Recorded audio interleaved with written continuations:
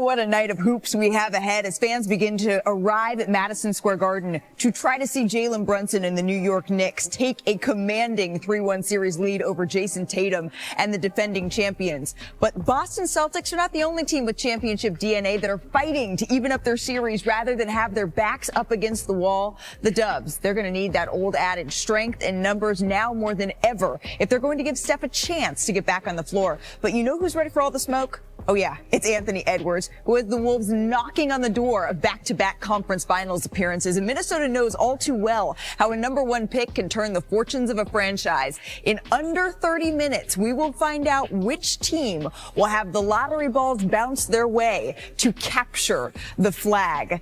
A number one overall pick is with us, Chiney Ogwumike, the people's number one pick. Brian Windhorst is here as well. The people's champ, because Brian, this is a massive night. Can you help set the stage for us here? A lottery is actually happening right now. It's very exciting to think about. Tonight's big prize is Cooper Flag. Yes. Teams have been working for months, sometimes not working, so that they can get a chance at Cooper Flag tonight. It's a huge moment for a handful of franchises that think this guy could be a transformational piece. But there's also another guy tonight who's going to be watching very closely, and that's Giannis Antetokounmpo. If he becomes available on the trade market, as there's some indications that he might, some teams that might get repositioned in this lottery may end up being able to bid for him. I'll remind you of 2019. The prize was Zion Williamson. That's who ended up with the number one overall pick. But it was the Lakers jumping up into the top four that opened the door for them to trade for Anthony Davis.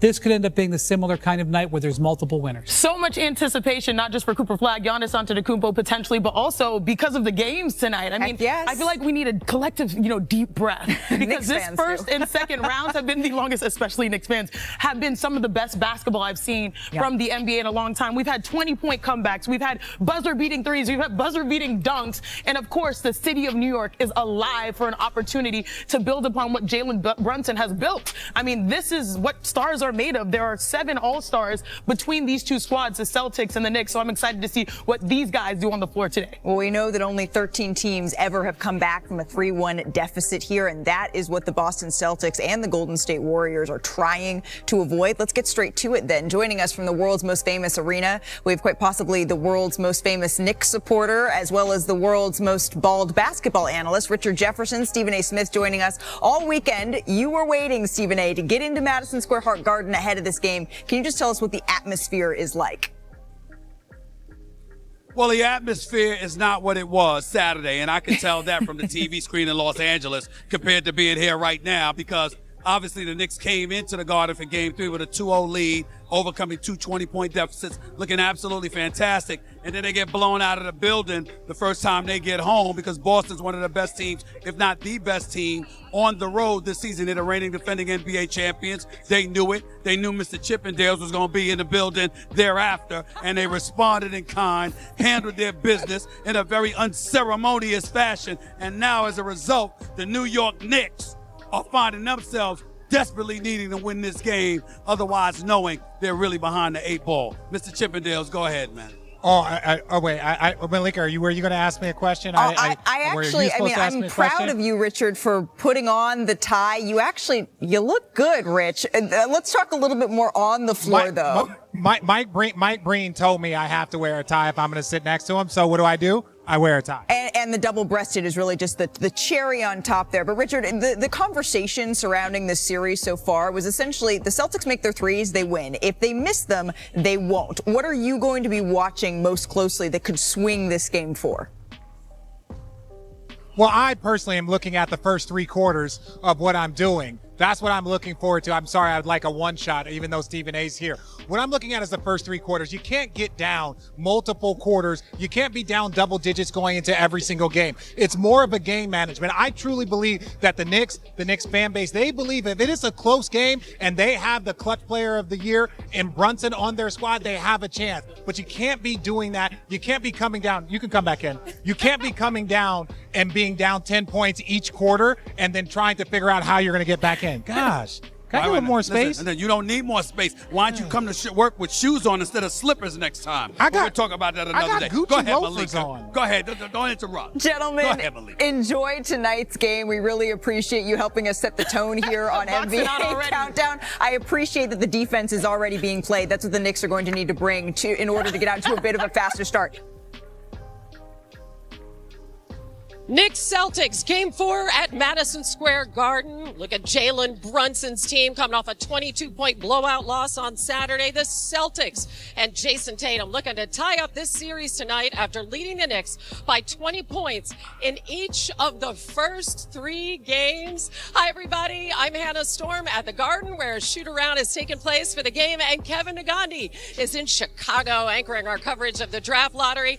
Kev, as if there wasn't enough going on, we had some major breaking news today in the NBA. So the Knicks face the task of coming back, and you would think up 2-1. You're at home. Right. You're the favorite. Not so much at all. We have the Celtics coming in at 5.5-point favorites. And listen, they're one of the best road teams we've ever seen in the history of the NBA. 23-9 over the last 4 years. What do the Knicks need to do to rebound from Saturday? First order of business is to pray. Pray a lot. Say your prayers. Get that out the way, because you're going to need divine intervention in order to pull this off. The Boston Celtics are the superior team. They're the reigning defending NBA champions. They won more games on the road than they did at home, I believe, by 5. So we look at it from that standpoint, and we recognize how lethal and how legit they truly are. The New York Knicks were lucky to steal games 1 and 2 because they overcame 20-point deficits. I say luck only because they were down 20 or more, and they came back and won those games. But then they came to Madison Square Garden, and instead of missing 75% of their threes, they started making a whole bunch of them. I'm talking about the Boston Celtics. And one of the things that I peeled from it, Hannah, was that in those first 2 losses, 48 of their 100 threes were wide open three-pointers. Yes. That means they were missing without resistance. How long do you think that's going to last from a team that shot 41% from three-point range throughout the regular season? So you got to anticipate that they're going to make shots. Karl Anthony Towns has got to make shots. I want to hear about your hand. It's playoffs. If you're playing, he said it is what it is. The injured finger. If you're playing, you're all right. Jalen Brunson has got to play better. Mikal Bridges has to remember to show up, not just in the fourth quarter, but in quarters 1, 2, and 3. OG Anunoby can't have 2 points. You got to be. He was out here, Stephen A., 3.5 hours before the game. Well, shooting, good for him. Damn it, that's what he needed to do. Because in the end, it's going to take a collective effort combined with prayer in order to go up 3-1 in this series and to have a chance. If the New York Knicks lose tonight, it's over. They're not beating Boston a best 2 of 3. They got to win tonight and put Boston in a hole in order to have a shot to advance to the conference finals. Patrick Ewing was also out here about 3.5 hours before the game, sitting and watching OG shoot, and he said they have to come out with intensity. Certainly, we all know they can't afford another 20-point deficit in this one. Absolutely not. Kevin? What's your favorite team? Comment below, and if you like the video, please leave a like. This really helps the channel grow and brings you even more content. Oh, and if you're not subscribed yet, what are you waiting for? Click the subscribe button and activate the bell to receive all notifications. With each game, we notice that the NBA is getting more competitive every day, and all the teams are looking for reinforcements to win the championship. And only here can you follow your favorite team daily with incredible content from different sources. Here on the channel, there are new videos every day with analysis, curiosities, and the best moments in basketball.